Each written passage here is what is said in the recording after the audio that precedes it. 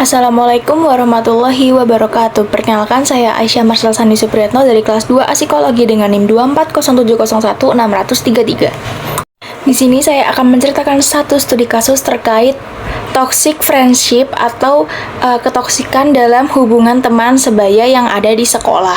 Di sini saya akan menceritakan terkait geng yang ada di salah satu sekolah internasional Binus School yang ada di Serpong. Geng ini biasanya disebut dengan geng tai atau biasanya disingkat sebagai GT. Yang dimana geng ini itu adalah geng yang menguasai satu sekolah Binus Serpong tersebut.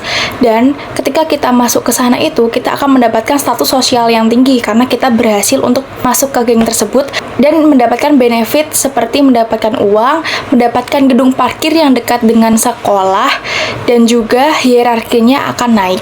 Peristiwa perundungan ini terjadi sebanyak 2 kali, yang dimana di tanggal 2 Februari dan juga di tanggal 13 Februari. Korbannya ini berusia 17 tahun atau sekitar kelas 10 SMA. Motif dari kasus ini adalah karena ketika kita ingin masuk ke geng tersebut, adanya tradisi atau tataran yang diberikan oleh senioritas yang kelas 12. Yang dimana senioritas tersebut terjadi karena ketika kalian ingin masuk ke geng tersebut, itu akan ada yang namanya berikan tradisi yang mengarah ke kekerasan fisik. Mereka menganggap hal ini keren karena mereka dianggap kuat dan tidak menyerah.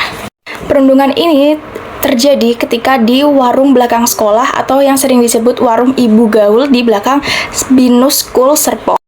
Untuk kejadian pertama, korban ini mengalami luka memar di leher, luka lecet, luka bakar karena sundutan rokok pada lengan kiri, dan ada bekas sundutan rokok di leher belakangnya. Kejadian kedua terjadi pada 13 Februari 2024, yang dimana kejadian ini terjadi karena korban ini melapor kepada kakaknya dan kakaknya merasa tidak terima akan hal tersebut, akhirnya diviralkan.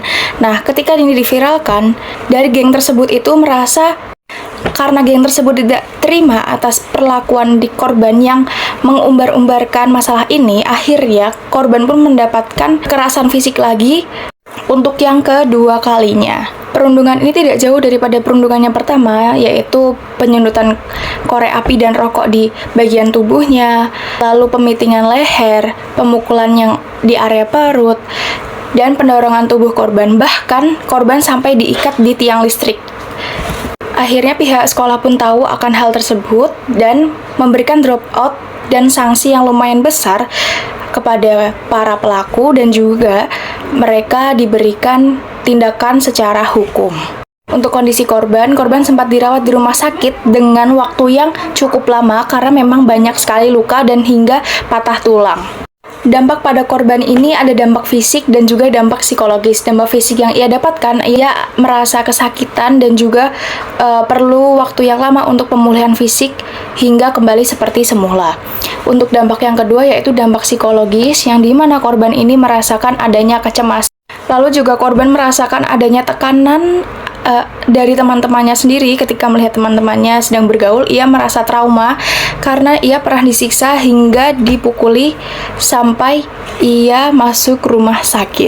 Lalu ia juga hilang rasa nyaman untuk bersosialisasi hingga ia trauma juga untuk kembali ke sekolah karena apa yang mereka lakukan kepada dirinya itu sangatlah membekas hingga adanya trauma dan juga hilang rasa aman di lingkungan sosialnya. Lalu adanya stres emosional yang diderita korban karena memang pelaku yang melakukan hal ini adalah teman-teman sebayanya, yang dimana harusnya senioritas itu tidak ada tetapi malah terjadi kepada dirinya. Sekian dari video saya. Wassalamualaikum warahmatullahi wabarakatuh.